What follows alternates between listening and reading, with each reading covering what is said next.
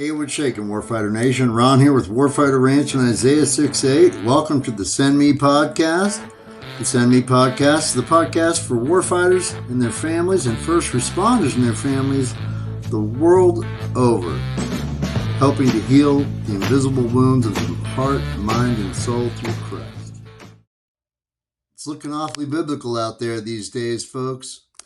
Warfighter Nation, today we're going to give you 3 facts about demons that will helpfully give you a fighting edge in your spiritual warfare. 1, demons are fallen angels. Theirs was a rebellious act of free will and pride.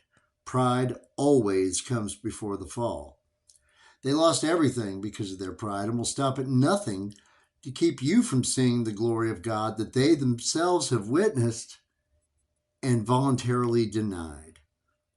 If we die in our pride, the consequences are the same.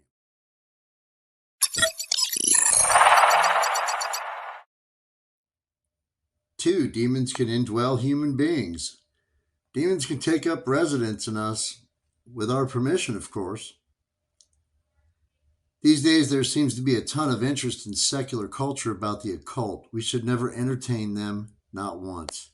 They can take residence in us via abuse, sexual trauma, drugs, alcoholism, pornography, human trafficking, and any other trauma you can think of. Jesus cast out demons by his very word, and that is why this is so important to be close to him, because even they have to submit to his power. I've said this a million times to the Warfighter Nation. You cannot fight a supernatural enemy without a supernatural ally. The Holy Spirit guides us and protects us and intercedes for us on a spiritual battlefield as a force multiplier that we could never achieve on our own.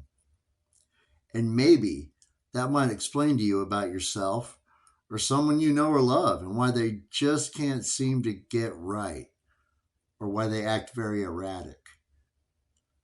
We attribute these things to psychological or mental illness, that which is actually a spiritual or even demonic issue. These days, people are more interested in learning what buzz phrase best describes their privileged and individually packaged and taught victim status. It's like an emotional support tramp stamp. I said what I said. Satan doesn't have to kill you. All he has to do is distract you.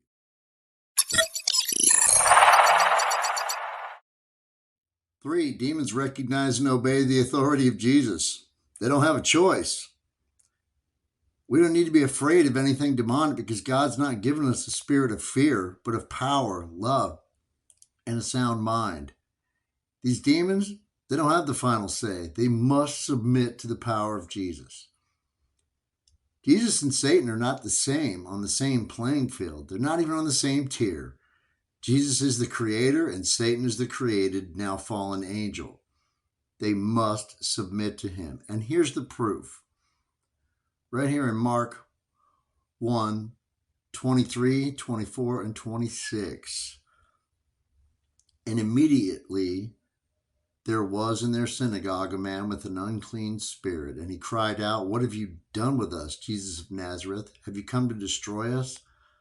I know who you are, the Holy One of God." And the unclean spirit, convulsing him and crying out in a loud voice, came out of him. There's a lot more than this involving spiritual warfare and eschatology, or what is known as the study of the end things. But these basic things are good to keep in mind.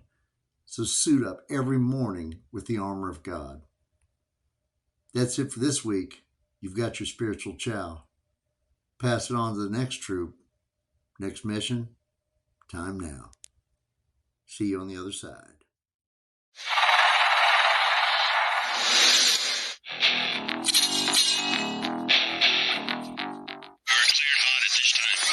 Smoke bed 6. This is Smoke Jumper 7. Roger that. Next mission, time now.